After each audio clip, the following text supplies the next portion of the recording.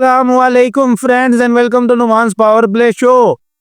जनाब खुशदिल शाह जो जनाब Pakistan versus New Zealand third ODI यानी कि ओडीआई सीरीज का वो हिस्सा थे। थर्ड ओडीआई के बाद जब वो डगआउट में एक्स्ट्रा सब्स्टिट्यूट फील्डर के तौर पे बैठे हुए थे तो एक अफगान फैन के साथ उनकी झड़प हो गई है। जनाब उनकी लड़ाई सामने आई है, हाथापाई भी था, सॉरी हाथापाई तक बात आ गई थी खुशदिल शाह के उस फैन के लड़ाई के साथ। तो क्या बातचीत हुई है, क्या मसला बना है, क्यों खुशदिल शाह ने अपना टेम्परामेंट लूज कर दिया, अपना आपे से बाहर होकर जनाब उनसे लड़ने लग गए, क्या खबर निकल कर रही है, उसके बारे में जनाब आपसे बात करते हैं। तो अगर आप भाई हमारे चैनल पे पहली मर्तबा तो चैनल को लाजमी सब्सक्राइब करें और साल लगे पहले हिंदू को दबाना ना भूलें ताकि हमारी आने वाली तमाम वीडियोस बर वक्त आप तक पहुंच सके। तो जनाब खुशदिल शाह, आपको पता है कि जनाब खुशदिल शाह एक एग्रेसिव क्रिकेटर है। उस पे बेचारे पे पिछले कुछ दिनों से जब से वो चैंपियन ट्रॉफी और ट्राई सीरीज के स्क्वाड में है, आकर खेलने हैं, परफॉर्मेंस दी है उन्होंने, कुछ डीप परफॉर्मेंस यानी कि अच्छी परफॉर्मेंस नहीं दी, कुछ अच्छी परफॉर्मेंस दी है, तो वो बेचारा हमेशा से क्रिकेट क्रिटिसाइज होता रहा। हाँ, मैं भी यानी कि उसकी सिलेक्शन से पहले उसको क्रिटिसाइज कर रहा था कि वो लीग परफॉर्मेंस पे आया, ओडीआई क्रिकेट में T20 क्रिकेट लीग में परफॉर्मेंस देकर ओडीआई क्रिकेट में सिलेक्ट होकर आया, जो कि अच्छा सा नहीं था। लेकिन सर आप ये भी तो देखिए कि उसने चैंपियन ट्रॉफी में सबसे ज्यादा स्कोर पाकिस्तान की तरफ से खुशदिल शाह ने, मैं middle order lower middle order में गए, तो ऊपर वाले क्या कर रहे थे भाई। उसके बाद खुशदिल शाह बेचारे को कभी वो कहते हैं कि ये पर्ची है, कभी वो कहते हैं इसको बॉलिंग नहीं आती, कभी कहते हैं इसको बैटिंग नहीं आती। यार आपकी टीम डाउन एंड डस्टेड है, ठीक है, समझ आती है भाई। और ये जो फैंस हैं भाई, आपसे दरखास्त है कि अगर कोई प्लेयर बुरे पैच से गुजर रहा है या कोई टीम बुरे पैच से गुजर रही है, भाई हम भी बैठे हैं क्रिटिसाइज कर रहे हैं, आपको भी सर प्लेयर्स की परफॉर्मेंस को क्रिटिसाइज करना बनता है। एज अ पर्सन आप प्लेयर को जनाब बुरा भला नहीं कह सकता। प्लेयर को आप जो अब्यूसिव लैंग्वेज यूज करते हैं, उनको गालियां देते हैं, कोई आपको गाली दे तो आपको कैसा लगेगा।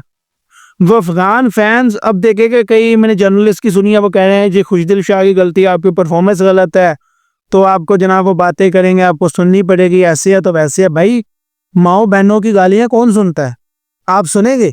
आपको उठा के खुशदिल शाह आपको गालियां देने लग जाए, बाबर आजम आपको गालियां देने लग जाए, कोई आपको बिला वजह गालियां देने लग जाए, भाई परफॉर्मेंस आप कह सकते हो कि बाबर आजम की परफॉर्मेंस नहीं है, रिजवान की कैप्टनसी अच्छी नहीं है, बॉलर्स की बॉलिंग अच्छी नहीं है, खुशदिल शाह की परफॉर्मेंस अच्छी नहीं है। परफॉर्मेंस सर वो जो पे ले रहे हैं ना, वो आपसे खेलने के ले रहे हैं, आपसे गालियां खाने के नहीं ले रहे, और वो आपसे ले रहे हैं, पीसीपी से ले रहे हैं, आपसे पर्सनली नहीं ले रहे। पूरा पाकिस्तान अपना टैक्स पे करके उनको सैलरी देता है, ठीक है। ये अफगानी फैंस का कोई राइट नहीं बनता कि जनाब वो एज अ पर्सन आकर उनको गालियां दें कि रिजवान ऐसे, तो वो उन्होंने जनाब अपना और अपने टीममेट्स का फिर उनको नहीं बर्दाश्त हुआ, उन्होंने जाकर उनके साथ हाथापाई शुरू कर दी है। कोई भी इंसान यार अपना खून लूज कर सकता है, ये कोई बड़ी बात नहीं है। खुशदिल शाह के लिए मैं बिल्कुल जनाब उसके हक में बोलूंगा, भाई पाकिस्तानी टीम की परफॉर्मेंस पे हम भी अफसुर्दा। 8 में से 7 मैच वो टीम हारी है, एहतसाब होना चाहिए, उनसे पूछगिछ होनी चाहिए, कप्तान से पूछना चाहिए, सिलेक्शन कमेटी से, पीसीबी मैनेजमेंट से, टीम मैनेजमेंट से, सबसे पूछना चाहिए। भाई पूछें, आपका राइट बनता है, आपके टैक्स से वो टीम सैलरी ले रही है, आपका राइट बनता है भाई, वो आपके प्लेयर्स हैं, उनको बैक भी आपने करना, उनको क्रिटिसाइज भी आपने करना। मगर ये क्या हरकत हुई कि जनाब आप उनके साथ अब्यूसिव लैंग्वेज यूज करनी शुरू कर दें। वो पर्सन है जनाब, वो भी इंसान है, गलतियां इंसानों से होती हैं। अब ये तो नहीं है ना कि भाई खुशदिल शाह बेचारा बाहर बैठे और आप उसके सामने जनाब उसको या पाकिस्तानी टीम को या पाकिस्तान के प्लेयर्स को माओ बहनों की गालियां यानी उनके एज अ पर्सन उन पर अटैक करे। पर्सनल अटैक तो जनाब अलाउड ही नहीं है, इट्स अ स्पोर्ट। स्पोर्ट के एथिक्स ये है कि जनाब आप ऑन फील्ड भी किसी प्लेयर के साथ यानी कि आप गलत रवैया अख्तियार नहीं कर सकते, उस पर कितनी सख्ती है। तो ये तो सरकार आप ना 3 में ना 13 में अफगानी फैंस, क्या पाकिस्तानी फैंस जनाब आप मैच देखने गए हो, आप ना देखने जाओ भाई। आप दोनों लोग जिन्होंने अब्यूजिव लैंग्वेज यूज किया, इतना आपको परेशानी है, मैच ना देखने जाओ। आप 2 लोगों की वजह से पाकिस्तानी टीम की फैन बेस में कमी नहीं आएगी। हम लोग बैठे हुए, पाकिस्तानी टीम बुरा करेगी तो हम फिर भी उनको बैक करेंगे। हाँ क्रिटिसाइज दिल दुखता है भाई, हमारा भी दुखता है, हम भी क्रिटिसाइज करते हैं उनको, मगर एज अ पर्सन आप जाके जनाब अगर को गालियां दोगे, बर्दाश्त नहीं करेंगे। खुशदिल शाह के हाथों से तो वो बच गए हैं, उनको तो पढ़नी चाहिए थी, तो उनको पता लगता कि जनाब एज अ पर्सन किसी पे नहीं अटैक करना चाहिए। एज अ पर्सन अटैक इंतहाई घटिया हरकत है, आपके नॉन सीरियस नॉन अनएजुकेटेड होने की निशानी है कि आपको जनाब एक human being as a human being basic ethics ही नहीं पता। पाकिस्तानी टीम 7 मैच हारी है भाई, ये जीतेगी भी। इनके तो कुछ फैसले अच्छे हो जाए, जीतेंगे भी भाई, यही जीत कर देगी आपको, मसला नहीं है कोई, यही जीत कर देंगे, यही सारा कुछ कर देंगे, यही प्लेयर्स हैं, इन्होंने खेलना भाई। और आप इन्हीं को दोबारा दोबारा क्रिटिसाइज करके इनका बेचारों का मोरल डाउन करेंगे।